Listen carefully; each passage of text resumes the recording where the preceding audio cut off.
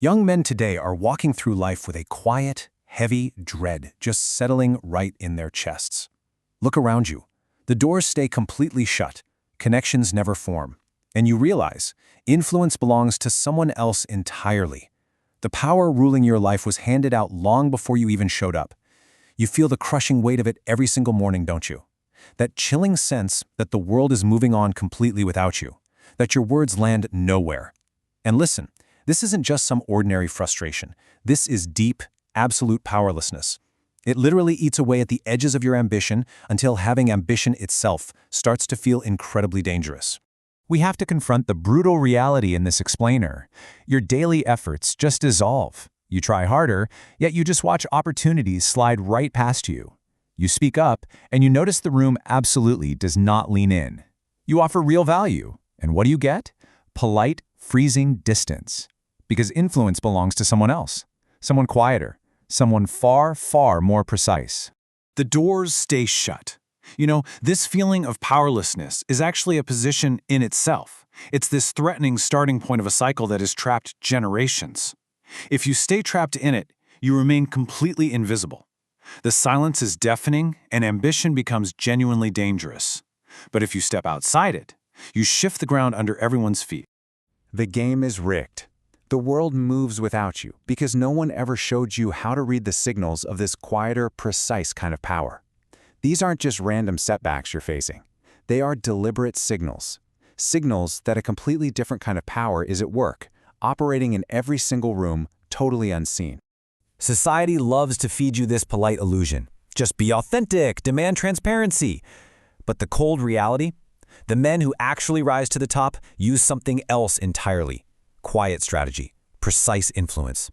The tension builds and the uncertainty thickens. This creates a brutal framework built on 3 quiet movements: security, validation, and refusal. It's not about brute force at all. It is the deliberate, calculated shifting of the ground beneath the people around you. The first movement is security, weaponizing rapport. So, security is a highly strategic act. It's the act of entering someone's world and mirroring their exact values to deliberately lower their guard. Most people carry a pretty high opinion of their own worth, and they desperately want that mirrored back to them. You create this small circle of shared warmth. People drop their defenses because they feel decidedly safer inside your circle than outside it. You show respect for their experience. You get them laughing with you instead of at the distance between you. Suddenly something loosens. Rapport forms. But here is a massive psychological warning. Empathy cannot be pure performance. If the warmth is completely fake, they will inevitably sense that gap, and they will shut you out permanently. You absolutely must feel a genuine fraction of their reality. Once practice turns this movement into a habit, people will begin to open up to you without even knowing why. The second movement is validation, entering the dark image. This pattern has a second, much darker branch. Validation is the strategic act of acknowledging someone's feelings of injustice and limitation before attempting any form of correction. Because what happens when your target carries a low opinion of themselves? They actually expect the world to confirm their utter unworthiness. Direct encouragement just bounces right off them. It feels like a total lie. If you push them toward success, it clashes violently with the story they tell themselves about injustice. You have to step inside their darker self-image first, empathize with the weight they carry.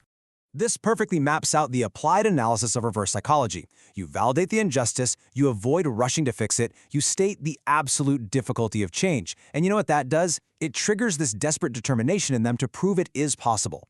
Work from inside the belief that already exists. Once they feel that validation, this narrow little space opens up. Inside that space, gentle suggestions land entirely differently.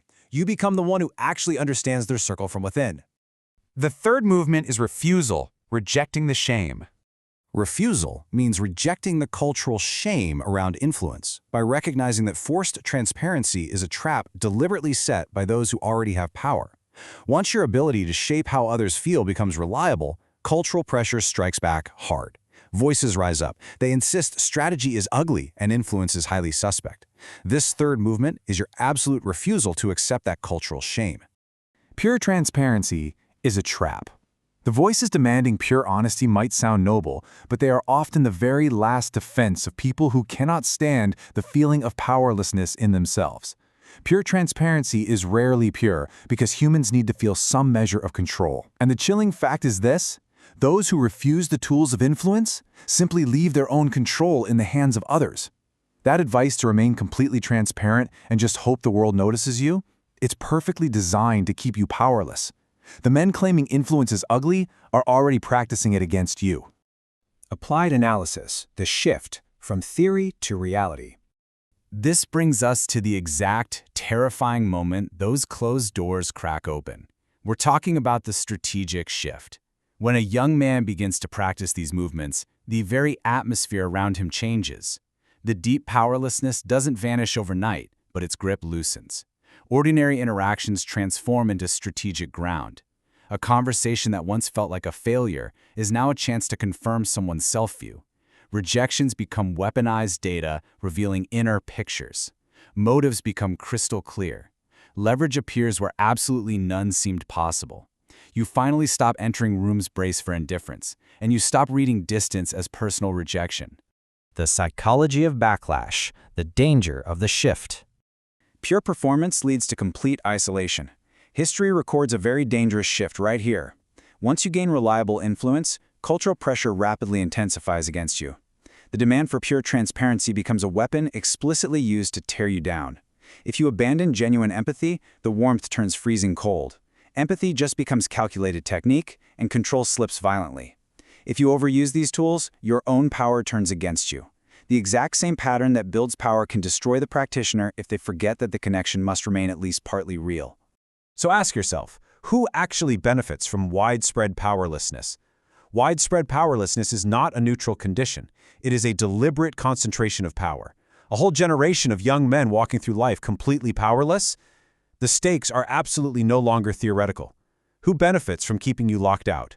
Those who already possess the tools. The ultimate beneficiaries are the ones who are already highly skilled at making others feel secure, all while keeping the true language of influence completely hidden. They gain immensely from a generation taught to distrust the very tools required to rise. They praise honesty and condemn strategy for one very specific reason: to ensure you remain entirely without leverage. The closing doors, the ultimatum. Powerlessness is not a personal failure. It's the predictable, engineered result of trusting a system perfectly designed to deny you leverage. Look at these three inevitable paths. Path 1. Accept shame. You do nothing, and powerlessness deepens. Path 2. Practice quietly. You master the three movements, and your power shifts in increments. Or Path 3. Pure performance. You abandon empathy entirely, resulting in a violent swing and rapid loss of control. Every single path dictates exactly who wins and who loses as the distribution of power shifts. The tools are in the room, and the doors are closing. The mechanisms of influence are right in front of you. The longer this pattern remains unspoken, the more those doors stay completely shut for the people who need them most. You are standing right at the edge of a pattern that has shaped every single era. Will you pick these tools up before the doors close entirely? Which of these paths do you think is already forming around the young men who feel this powerlessness the most sharply? I'll leave you with that chilling thought. You must choose your path immediately.